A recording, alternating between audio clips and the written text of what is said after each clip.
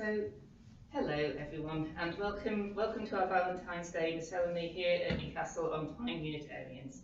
Welcome if you are joining us in person or online. This is only our second time in the Spiritual Commons Room here at Northumbria University, so thanks to them for making us welcome, and thanks to everyone for managing to find it and get parked. Well done. So, I think most people know me, but obviously I am Louise, and I'm the lay worship leader here at Newcastle on Tyne. I am recording the service to share with people who can't make it. Obviously the camera is pointed only towards anybody who's reading, so and we don't share it without giving people's permission. I'll soon light our chalice, which today is quite a tiny one, since our actual chalice is stuck in a cupboard. Words will be had with people about cupboard keys at a later date. But the chalice is always lit in our hearts, let's put it that way. Yeah. But first, let's start, as we always do at Newcastle on Tyne Unitarians, with our statement of the values we hold in common. Though we may hold many different beliefs, as a community, these are the values that we share. We welcome all who seek the meaning of life and who believe that human spirituality is wider than any one tradition and deeper than any one set of opinions. With a respect for our Christian origins, we seek to explore truths from all sources. Our fellowship gives us strength and encouragement in daily living. And now let us light our flame.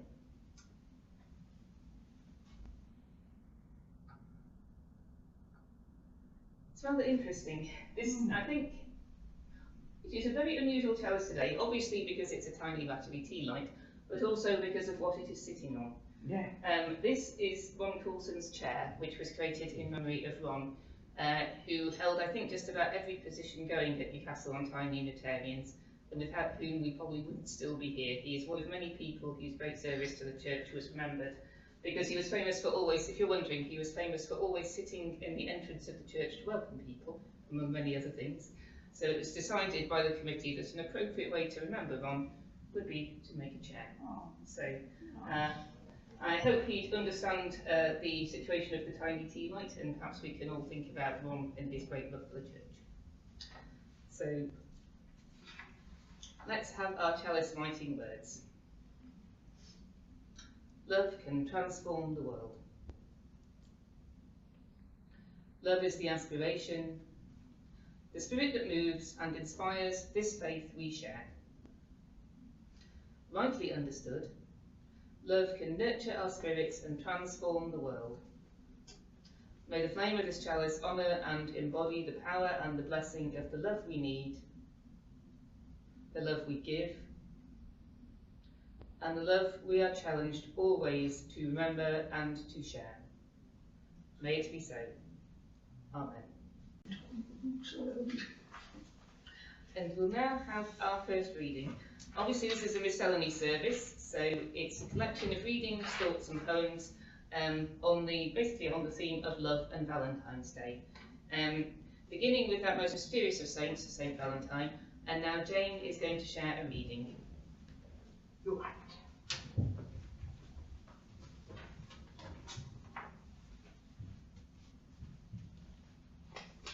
Saint Valentine, patron saint of lovers, beekeepers, plague and epilepsy. St. Valentine's holy name may now be inextricably linked to pastel hearts and hallmark cards, but he's the patron saint of much more than love. Beekeepers, plague victims and epilepsy sufferers also fall under his posthumous jurisdiction. Despite being one of the most saints, the exact identity of Saint Valentine is itself rather fuzzy. A priest named Valentine, as well as a bishop, who were both martyred in the 3rd century by Emperor Claudius II after they defended Christians. The priest was beaten to death and decapitated after being in prison. The multiple Valentine identities somehow merged, which accounts for the whole horde of Valentine relics, including numerous skulls. You might notice that there's a bit of romance missing from these stories. This is because the source of the courtship and love that has been linked into Valentine's feast day doesn't come from the departed saint at all. According to Alice and Claire LaPlante's book, Heaven Help Us, The Warrior's Guide to the Patron Saints, the association of Valentine with romantic rites is due to largely futile efforts of early Christian leaders to do away with pagan festivals by substituting a Christian observance. February the 14th was traditionally the Roman festival of Lupercalia, an important day to honour Juno, the Queen of Heaven and protector of women. The wife of Jupiter, Juno was said to bestow her blessing on courtship rituals or marriages celebrated that day. So Valentine's Day is more accurately a continuation of Lupercalia, shrouded in Catholic appropriation. It also helps that Valentine's February 7th coincides with the slow dawn of spring, when birds are said to select mate. Where do bees, plague and epilepsy come in? Well, curing the sick, including epileptics, is one of the miracles attributed to Saint Valentine. In 2009, a paper in the Epilepsy and Behaviour Journal on Saint Valentine, patron saint of epilepsy, illustrating the semiology of seizures over the course of 6 centuries. 341 depictions of Valentine curing epilepsy are cited, dating back to the 15th century. The plague may have been a late attribution when Europe, struck by the devastating disease, turned to any saint for aids and any powers of healing. The beekeeping may be more part of the iconography of fertility attached to Valentine, although sources vary.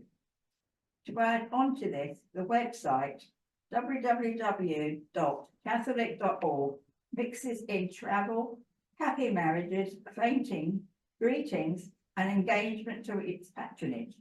It's clear that whatever Saint Valentine means today is very detached from the lives of the people behind the original saint. But then, Saint Valentine has long been a reflection of contemporary needs for love and healing, rather than any individual. Now, let us take a moment for prayer.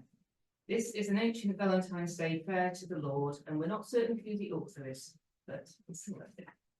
Dear Lord, you who art high in the heavens, the giver of love and passion, you who string every heart's chord, lead the lovers this day. February 10 plus 4, the day during the month of 2, when the date is the perfect number of God. Greater are 2 souls and 2 parts. Some love is fleeting, yes, but that which is built on you will never fail. So guide the lovers to know what is to be today. Your truths the lovers' mouths should speak. For your truth is that which is honest to the heart. Only this, then, should pass over the lips of the lovers. It is all your art, the lovers, simply a medium. It is only with true hearts that you can create your masterpiece within them. So that the lovers remember that their soul's desire is the one for which you light the fire.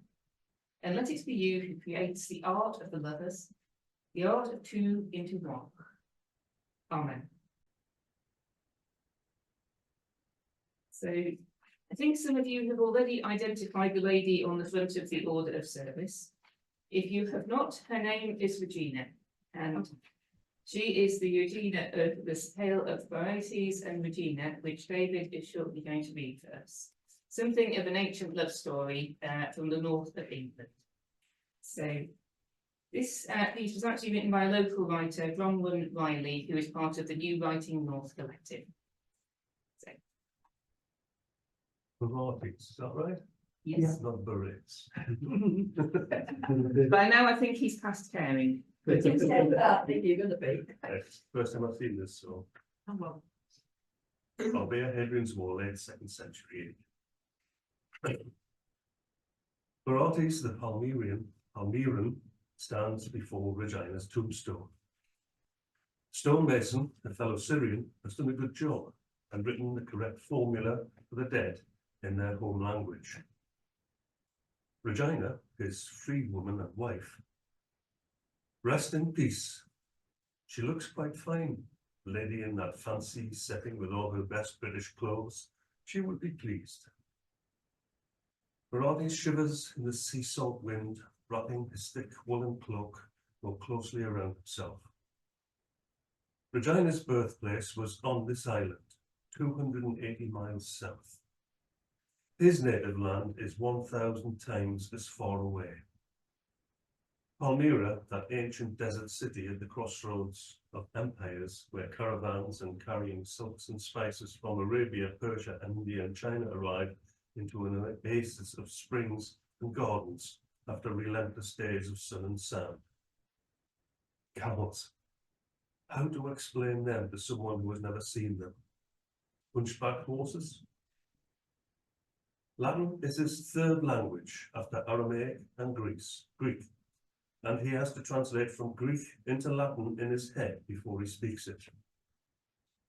She spoke her native British and the rough, slipshod soldiers' Latin of the war, full of Western dialect. At least she spoke a slave's version of it. She only knew the imperative sense, perhaps that was why they called her Regina. He never quite understood her story. People from her part of the world had been deployed to work on the wall after some catastrophe or other. Perhaps they brought her up here to sell, a spare girl of poor parents, an orphan, a slave's child.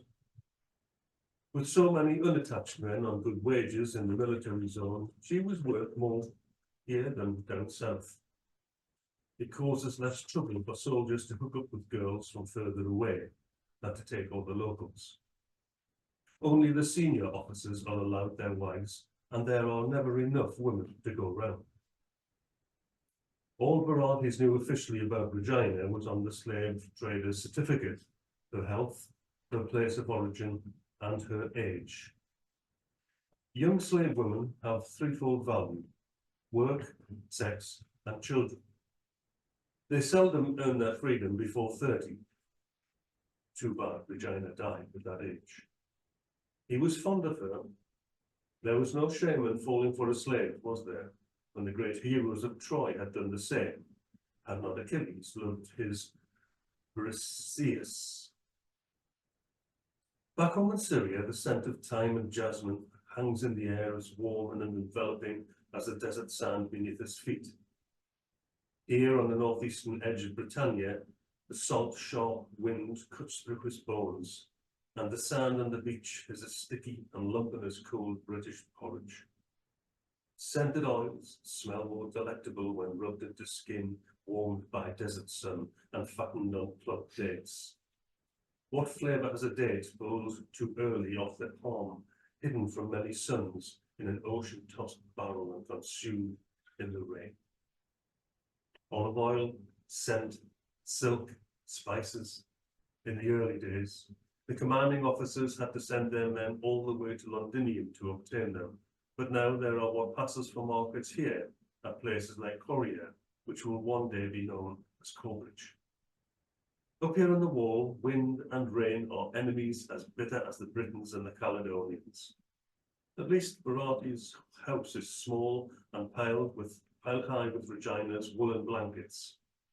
In the fort, the commanding officer's house has a colonnaded courtyard and drafty corridors designed for warmer lands.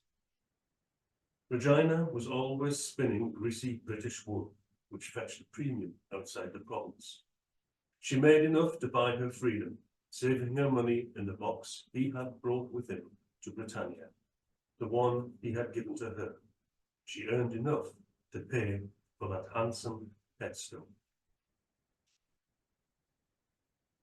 Our fourth reading is by a Unitarian Universalist minister, the Reverend Susan A. Moran. And I may have a little bit of a surprise for you, which is that I do, as ever, have a final reading, and I think we might actually have time to fit this one in at the end. So with a little bit of a surprise, Would anyone be willing to read at the end a poem by Pam Ayres? Right, no volunteer from the audience. You'll have to see if you can read it better than Kate, no pressure. You do. Oh, Okay. So, Love is Hard by Susan A. Moran. Love is hard no matter what. Whether we speak of platonic, romantic, or even agape love, love demands almost everything from us. Then we spend our lives wondering whether we have been or are right now this second up to the task. Most of us want to fall in love at least once in our lives. For me, that was always the easy part, the falling. I'm with Anne Lamott, who thought her romances should be more barefoot in the park and less lifey.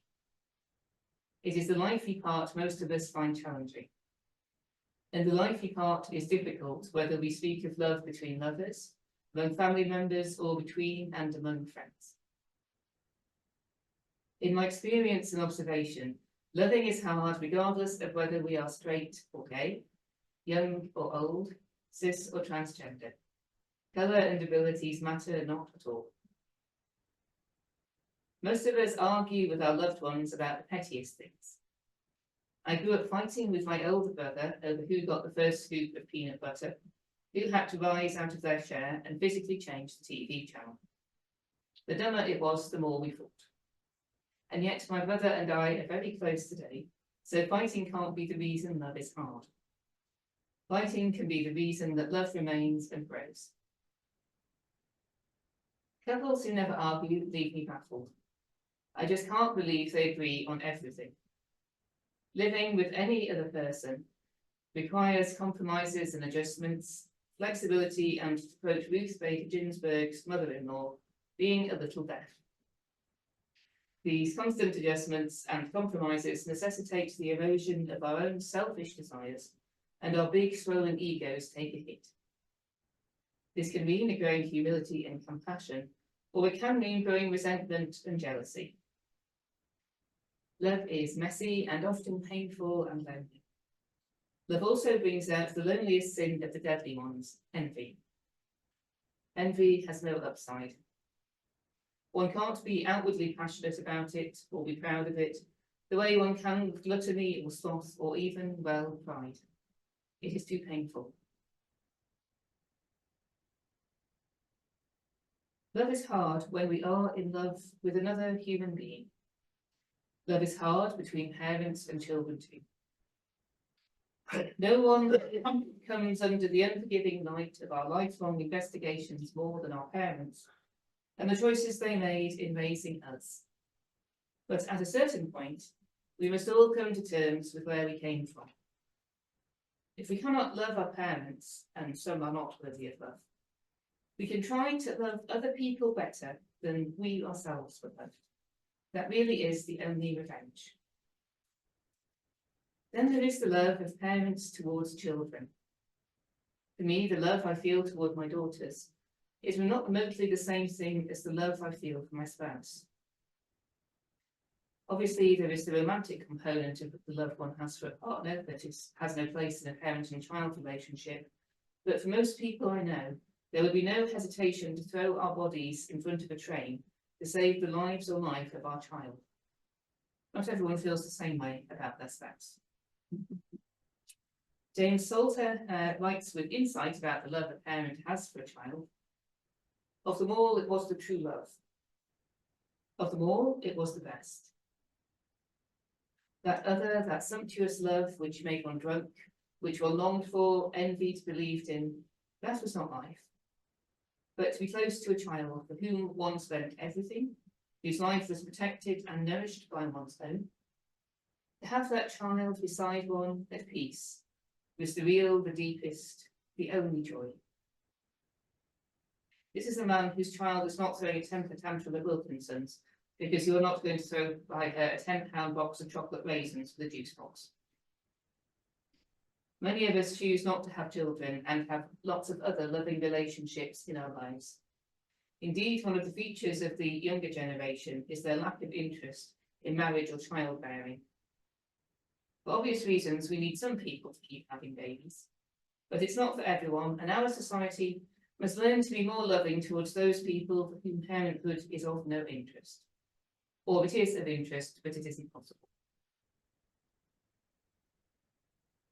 Love is possible even if we are not married or partnered, even if we are childless and our parents are long gone. Love is possible between friends and can be quite as enduring and sustaining as love between lovers. For a lot of us, the relationships we create with our friends are the most loving and sustaining ones we have. The more intimate the friendship, the more cause for conflict and trouble, but also the more love and more understanding. Even married people save some conversations for their closest friends. It is rare for one human being to manage and meet all the needs, not to mention crazy fantasies, of another person. Our friendships can, in the end, be the most sustaining and loving relationships we have. A betrayal by a friend can hurt just as much as a betrayal by a spouse or partner. I used to think that it was only in romantic pairings that we grow emotionally and spiritually, but any relationship between two people can be a place of great emotional honesty and spiritual connection. We do not stop growing if we are not in a romantic relationship, as I once thought. We stop growing when we stop loving. Full stop. No matter who we devote ourselves to on Valentine's Day, our lover, our parent, our child, our friend, the day is about love, and that is always a reason for celebration. So keep on loving who you love. Know that the heart is capable of great expansion. The human heart looks quite small, but it's vast enough to contain all the world, as Joseph Conrad once said. Keep on showing up for love. Love is the answer. Love is how you arrive at heaven's gate. May it be so, and blessed be. And we put out our chalice. Its light remains within us until we gather together once more. And hear us in closing words. We go on loving. What makes us human beings so uniquely wonderful in this puzzling universe is that we never give up on love.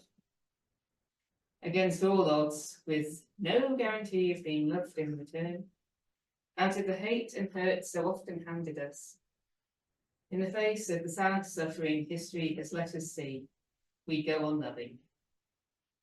What deep respect we deserve for this capacity of ours to make love out of anything and to let it last. Long may it continue. Amen. Amen.